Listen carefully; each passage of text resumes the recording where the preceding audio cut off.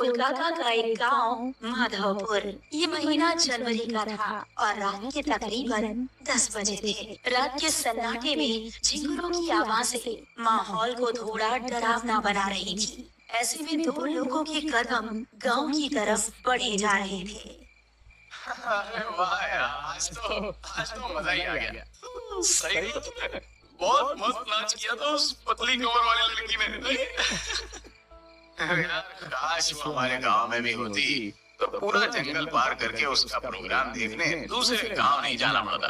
अरे यार, कदम तेज तेज बढ़ा। मुझे तो ये सोचकर डर लग रहा है कि घर पर क्या बहाना बनाएंगे। अरे हम कुछ ही मिनटों में गांव पहुंच जाएंगे। वो देख, वो कच्चा रास्ता आ गया। उसकी बात सुनकर महेश ने उस कच्चे रास्ते की तरफ देखा जिस तरफ कोई नहीं जाता था। तू पागल हो गया क्या? हम इस रास्ते से जाएंगे ये जानते हुए कि इसके बारे में कैसी कैसी अफवाहें फैली है। यार तू भी ना महेश, खुद ही अपने मुंह से कह रहा है कि अफवाह फैली है और फिर डर भी रहा है। मेरी बात मान, इस रास्ते से चलते हैं। 5 मिनट के अंदर हम गांव में होंगे, वरना बाएं रास्ते से चलेंगे तो 1.5 घंटा लग जाएगा। उसकी बात सुनकर महेश ने एक बार फिर से उस कच्चे रास्ते की तरफ देखा। वहाँ पर इस समय मौत का सन्नाटा छाया हुआ था। अरे चल यार, डरता क्यों है? मैं साथ हूं ना। और उसको लेकर उस कच्चे रास्ते की तरफ बढ़ गया। दोनों अभी कुछ कदम ही चले थे कि उनको किसी के जोर जोर से सांस लेने की भयानक आवाज सुनाई दी।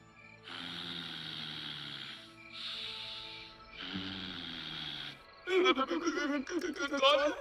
नहीं यार, डरता क्यों है? कोई कुत्ता ही होगा। रमेश अभी आगे चला ही जा रहा था कि तभी उस आवाज के साथ उसको किसी के कदमों की भी आहट सुनाई देने लगी। अरे तू मुझे भी डरा। देख, अंधेरा भी बहुत ज्यादा है, कुछ नजर नहीं आ रहा। अब बस हम दोनों अपने कदम गांव पहुंच कर रुकेंगे। तभी महेश की आंखें फटी रह गईं। उसको रमेश के ठीक पीछे दो लाल चमकती आंखें नजर आ रही थी। रमेश ने जैसे ही पलटकर पीछे देखा, किसी ने उसका पैर पकड़ा और उसको झाड़ियों में खींच कर ले गया।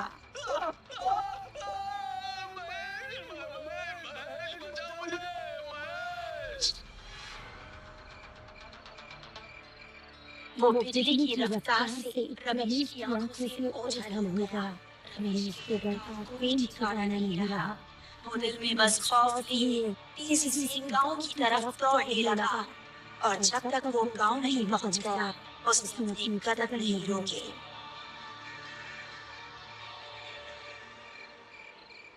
अगली सुबह जब वो गांव के कुछ आदमियों के साथ उस कच्चे रास्ते की तरफ गया तो उसको रमेश की लाश दो टुकड़ों में जमीन पर पड़ी मिली। उसकी आंखों से आंसू बह रहे थे और इस तरह इस कच्चे रास्ते का खौफ माधवपुर में और ज्यादा बढ़ गया। इस घटना के 3 महीने बाद मोहिनी, जो कि 21 साल की खूबसूरत लड़की थी, अपनी विधवा माँ और छोटी बहन मेघना के साथ इस गांव में रहने के लिए आई। बेटा, हमने वो गांव छोड़कर ठीक नहीं किया। अब पता नहीं यहाँ के लोग कैसे होंगे। मम्मी, थोड़ा तो एडजस्ट करना ही पड़ेगा ना। उस घर का किराया बहुत ज्यादा था। कुछ दिन यहाँ गुजार लेंगे तो सब नॉर्मल हो जाएगा। वो तीनों अब माधवपुर के एक घर में रहने लगे। कुछ ही दिनों में उन्हें वो गांव अपना सा लगने लगा। मोहिनी उसी गांव के कुछ बड़े घरों में काम काज करके अपना घर चलाने लगी। पड़ोस में रहने वाला रोहित नाम का एक लड़का मोहिनी को दिल ही दिल में पसंद करने लगा था, लेकिन उससे बात करने में थोड़ा हिचकिचा रहा था। एक शाम जब मोहिनी अपना काम खत्म करके घर पहुंची तो उसको घर में मेघना कहीं नजर नहीं आई और माँ काफी परेशान दिख रही थी। माँ, मेघना कहाँ है? वो दोपहर के वक्त टहलने निकली थी लेकिन अभी तक घर नहीं लौटी। मैंने आसपास पता भी किया लेकिन वो कहीं नहीं है। मुझे तो अब बहुत डर लग रहा है, पता नहीं कहाँ होगी वो। अरे माँ, आप डरिए मत, मैं अभी उसको ढूंढ कर ले आती हूँ। इतना कहकर मोहिनी घर से निकली और आसपास के इलाकों में देखने लगी, लेकिन उसको मेघना कहीं नजर नहीं आई। फिर घर वापस आते वक्त उसकी नजर उसी कच्चे रास्ते पर पड़ी। हर जगह देख लिया लेकिन कहीं नहीं मिल रही। अब तो बस यही एक जगह बची है। हो सकता है कि वो यहीं पर हो। उसको जंगल जाना बहुत पसंद भी है। ऐसा कहकर वो उस रास्ते की ओर बढ़ गई। दोनों तरफ घना जंगल और उसके बीच से निकलता हुआ वो कच्चा रास्ता। अंधेरा होने पर वो बहुत ही भयानक लग रहा था, लेकिन छोटी बहन की तरफ उसको उस रास्ते की तरफ खींच कर ले गई। मेघना, क्या तुम यहाँ हो? उसको जवाब में मेघना की आवाज तो नहीं आई, लेकिन वही सांस लेने की आवाज आने लगी।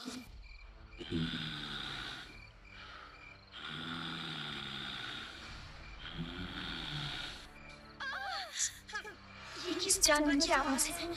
मेघना प्लीज, अगर तुम यहाँ हो तो कोई जवाब दो। अब वो डरती डरती तेज तेज कदम बढ़ाने लगी। तभी उसको महसूस हुआ कि किसी ने पीछे से उसका दुपट्टा पकड़ा है। एक पल को तो उसकी सांसें रुक गई और उसने तेजी से पलट कर पीछे देखा। उसका दुपट्टा घनी झाड़ियों में फंसा हुआ था। हे भगवान, मैं तो डर ही गई थी। उसने झुककर अपना दुपट्टा निकालने की कोशिश की। झाड़ियों में काफी अंधेरा था और कुछ भी साफ नजर नहीं आ रहा था।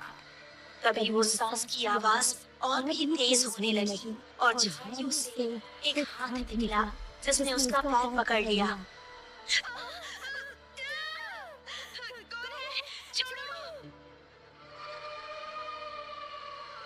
वो बेहद डर गई थी और अपना पैर छुड़ाकर तेजी से वहां से भागने लगी।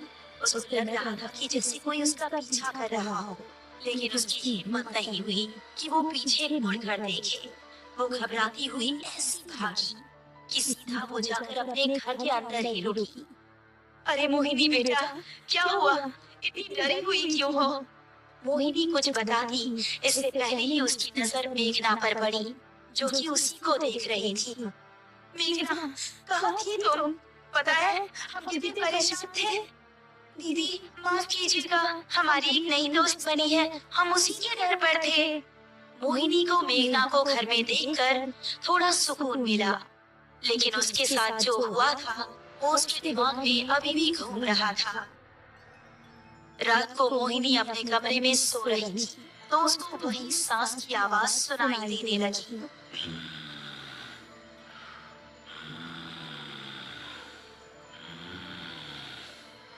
ये आवाज सुनकर वो जाग उठी और ये आवाज खिड़की की तरफ से आ रही थी। कौन है वहाँ? वो कमरे से निकली और घर के बाहर उसी मैदान में गई जो उसके कमरे की खिड़की के पीछे से दिख रहा था। कौन है? कौन हमारा नाम पुकार रहा था?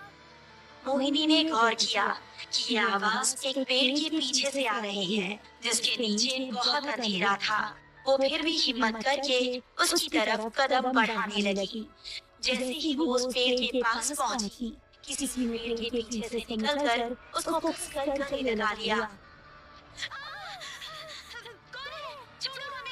अंधेरे में कुछ नजर नहीं आ रहा था, बस उसकी सांसों की आवाजें आ रही थी और महसूस हो रहा था कि जिसने भी उसको पकड़ा है उसका शरीर बेहद ठंडा है। उसकी चीखें सुनकर मेघना और उसकी मां नींद से जाग गई। साथ ही पड़ोस में रहने वाला रोहित भी जाग चुका था। वो तीनों भागकर मोहिनी के पास पहुंचे तो देखा कि मोहिनी बेहोश पड़ी थी। मोहिनी, मोहिनी! रोहित ने उसको गोद में उठाया और उसको उसके कमरे में लेकर आया। क्या हो गया है मेरी बच्ची को? ये आखिर वहां पहुंची कैसे? माँ और मेघना दोनों बेहद डरी हुई थी। तभी मोहिनी को होश आ गया और उसने आंखें खोलते ही रोहित को सामने देखा। आप कौन हैं? मोहिनी, ये हमारे पड़ोसी हैं। यही तुम्हें यहाँ पर लेकर आए। तुम घर के पीछे क्या कर रही थी? मोहिनी ने अपने परिवार वालों को कुछ बताना ठीक नहीं समझा और उसने बात को टालते हुए कहा, कुछ नहीं माँ, वहाँ कोई कुत्ता बहुत देर से भौंक रहा था। उसकी आवाज हमें सोने नहीं दे रही थी, इसलिए हम उसे वहाँ भगाने गए थे। आपको वहाँ अकेले नहीं जाना चाहिए। हम सभी बहुत ज्यादा डर गए थे। शुक्र है आप ठीक हैं। मोहिनी को रोहित की आंखों में अपने लिए फिक्र देखकर बहुत अच्छा लगा। और इसीलिए उसने हल्का सा मुस्कुरा दिया। चलिए चलता हूँ। आपको कोई भी जरूरत हो तो बेझिझक मुझसे मदद ले सकती हैं। आखिर पड़ोसी तो पड़ोसी का काम आता है। ऐसा कहकर रोहित वहां से वापस अपने घर चला गया। वो अपने बेड पर लेटा ही था कि उसको वही सांस लेने की भयंकर आवाज सुनाई देने लगी।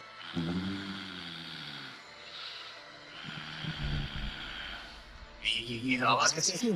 रोहित, रोहित। कौन है? रोहित अपने कमरे से निकला तो उसने सुना कि वो आवाज उसके बराबर वाले कमरे से आ रही है। वो कमरे में पहुंचा तो पाया कि वहां पर कोई नहीं था, लेकिन वो आवाज आ रही थी। रोहित, रोहित। जरा इधर आकर देख, मैं कौन हूँ?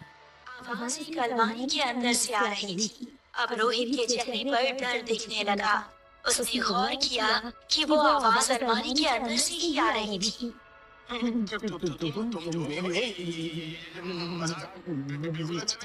ऐसा कहकर रोहित गुस्से में अलमारी की ओर बढ़ा। उसने जैसे ही अलमारी का दरवाजा खोला तो उसके चेहरे का गुस्सा खत्म हो गया और आंखों में खौफ उतर आया। तभी एक भयानक लाल हाथ बाहर निकला और अलमारी का दरवाजा बंद हो गया। और रोहित की चीखने चिल्लाने की आवाज अलमारी से बाहर आती रही। कुछ देर चीखने चिल्लाने के बाद अचानक से रोहित की आवाज आनी बंद हो गई।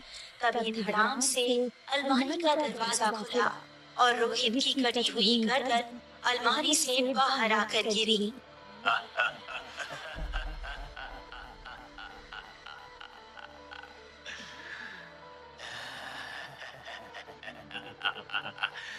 मेरी सिर्फ मेरी है, सिर्फ मेरी। आखिर क्या है उस कच्चे रास्ते का राज? वो भयंकर सांसें किसकी है और कौन है जो लोगों की जानें ले रहा?